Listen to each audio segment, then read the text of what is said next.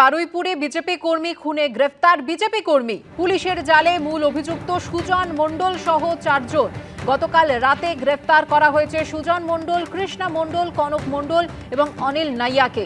BJP কর্মী খুনের পর থেকেই উধাও ছিলেন পঞ্চায়েত সদস্য সুজন মণ্ডল। কথা বলে নেব আমাদের প্রতিনিধি রঞ্জিত হালদারের সঙ্গে।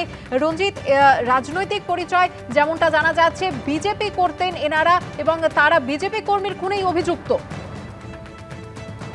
একেবারেই পঞ্চায়েত সদস্য সুজন মণ্ডল, তার ঘনিষ্ঠ রয়েছে অনিল নায়া, এমনটাই পুলিশ সূত্রে জানা যাচ্ছে। বাকি যে দুজন রয়েছে কৃষ্ণা মণ্ডল ও কনক মণ্ডল, তাদের পরিচয় এখনো পর্যন্ত পুলিশের তরফ থেকে কিছু জানা যায়নি। তবে খুনের ঘটনার পরই মৃত বিজেপি কর্মী তার স্ত্রী কিন্তু স্পষ্টত অভিযোগ করেছে যে পঞ্চায়েত সদস্য সুজন মণ্ডলের ইন্ধনেই কিন্তু এই খুনের ঘটনা ঘটেছে। কারণ হিসাবে তিনি যেটা বলছেন যে সুজন মণ্ডল ইদানিং করে তৃণমূলের লোকজনকে তাদের দলে ঘেরাচ্ছিল, তারই প্রতিবাদ করার কারণেই কিন্তু এই খুনের ঘটনা। ধৃত 4 জনকে কিন্তু পুলিশ একের পর এক জিজ্ঞাসাবাদ করছে, দফায় দফায় তাদের জিজ্ঞাসাবাদ চালানো হচ্ছে। কি কারণে স্পষ্টত এই খুনের ঘটনা, পরিবারের তরফের যে অভিযোগ, সেই অভিযোগের ভিত্তিতেই কিন্তু তদন্ত শুরু করেছে বারুইপুর থানার পুলিশ। এই খুনের ঘটনায় আরো বেশ কয়েকজনের নাম দিয়েছে পরিবারের তরফ থেকে। পরিবারের তরফ থেকে একটি নামের তালিকা প্রকাশ করা হয়েছে, কারণ এই খুনের ঘটনার সময় মৃতের স্ত্রী ঘটনাস্থলে উপস্থিত ছিলেন। তিনি একাধিক নাম দিয়েছেন, তাদের মধ্যে এই 4 জনকে গ্রেপ্তার করা হয়েছে। বাকি আরো বেশ কয়েকজন রয়েছে এমনটা পুলিশ সূত্রে জানা যাচ্ছে, তাদের খোঁজেও পুলিশ তল্লাশি চালাচ্ছে। ধৃতদের বিরুদ্ধে খুনের অভিযোগ যেমনটা দায়ের করা হয়েছে, পাশাপাশি ধৃতদের আজ বারুইপুর মহকুমা আদালতে পেশ করা হবে, এমনটাই পুলিশ সূত্রে জানা যাচ্ছে। সুকন্যা। ধন্যবাদ রঞ্জিত। আসছি পরের খবরে। তৃণমূল ত্যাগী 20 জন এনসিপিআই সাংসদের ভবিষ্যৎ কি? আজ সুপ্রিম কোর্টে শুনানি। সুদীপ বন্দ্যোপাধ্যায় সহ 20 জন বিদ্রোহী সাংসদের পদ খারিজের দাবি এবং 20 জন বিদ্রোহী সাংসদের পদ খারিজের দাবিতে সুপ্রিম কোর্টে দ্বারস্থ হন অভিষেক বন্দ্যোপাধ্যায়। আজ সেই মামলারই শুনানি রয়েছে সুপ্রিম কোর্টে। তৃণমূল ছেড়ে এনসিপিআইতে গিয়ে এনডিএ শরিক হন সুদীপ বন্দ্যোপাধ্যায় সহ 20 জন বিদ্রোহী সাংসদ।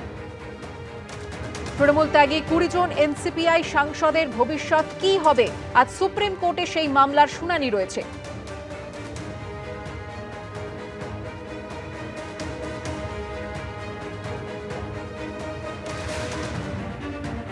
আসল তৃণমূল কে? কারা পালন করবে টিএমসিপির প্রতিষ্ঠা দিবস? এই প্রশ্ন ঘিরে ফের শুরু হলো কালীঘাট তৃণমূল ও ঋতব্রত তৃণমূলে টানাপোড়েন।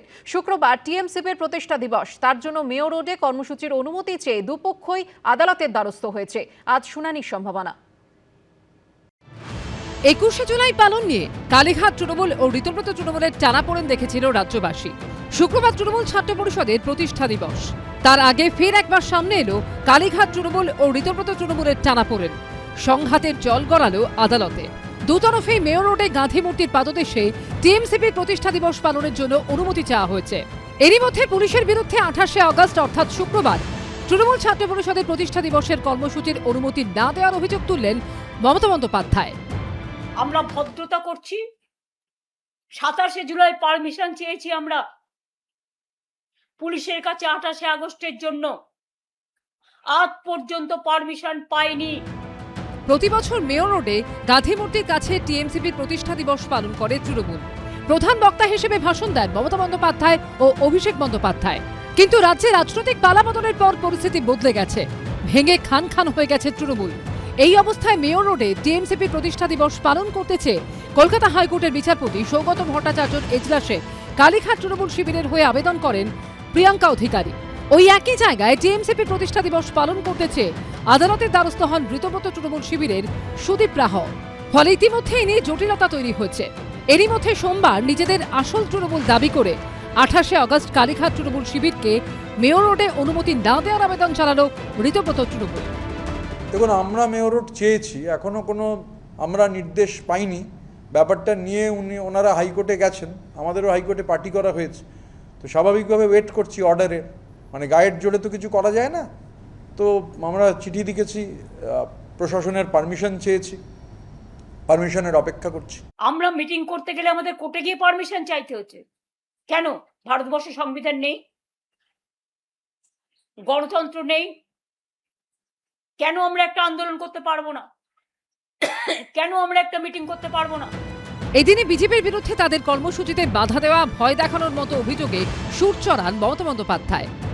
আমরা ভদ্রতা করছি।